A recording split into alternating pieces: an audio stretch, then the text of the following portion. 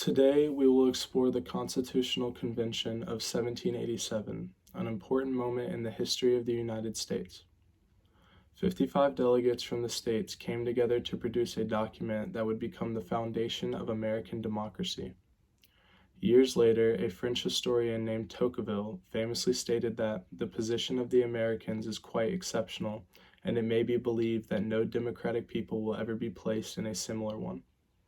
He was referring to the belief that America was doing great things and an example to other countries. The work done at the Constitutional Convention paved the way for this exceptionalism by creating a new system of government that would balance power between the states and the federal government and provide a framework for democracy that would endure for centuries. Leading up to the Constitutional Convention, the United States was facing many challenges. Under the Articles of Confederation, the central government was weak, and there was no effective way to raise revenue or regulate commerce between the states.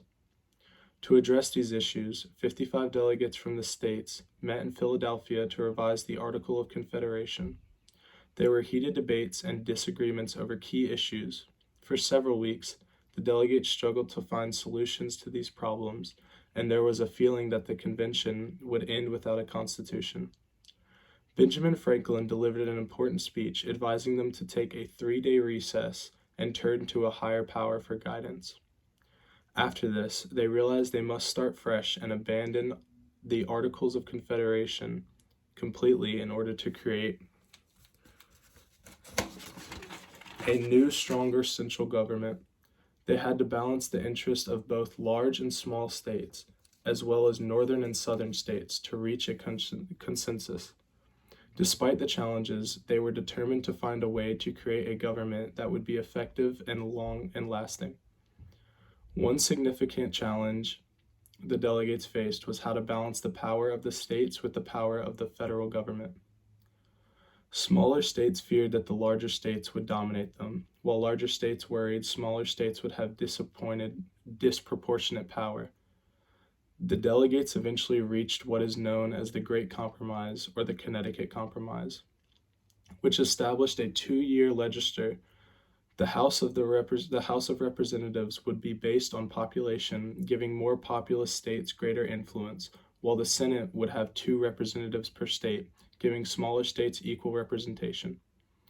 This compromise was allowed both small and large states to have a say in the new government. Another critical issue was how to count slaves in determining representation in Congress. Southern states wanted to count slaves as a part of their populations. While northern states opposed this, they argued that slaves were not citizens and should not be counted. The delegates ultimately reached the 3/5 compromise, which counted slaves as 3/5 of a person for the purpose of representation. While acknowledging that this compromise was flawed, it is important to understand that in its historical context, it was a major victory for the southern states at the time. The issue of how to regulate the slaves was also contentious. Northern states wanted to abolish it, while southern states wanted to keep it. In the end, the delegates reached a compromise that allowed the slave trade to continue for another 20 years, and then it would be banned. This compromise was another victory for the southern states because it allowed them to continue profiting from the trade in slaves. Perhaps the most challenging issue of all was how to balance the power between the executive, legislative, and judicial branches of government. Delegates from the smaller states feared that larger states would dominate the new government, while some delegates worried about the possibility of tyranny. To address these concerns, they created a system of checks and balances that spread power among the 3 branches of government. The president would have the power to veto legislation by passing Congress, but Congress could override the veto with a 2/3 majority. The courts would be responsible for interpreting the Constitution and ensuring that the other branches of government did not exceed their authority. This system has been critical in preventing abuses of power and preserving American democracy.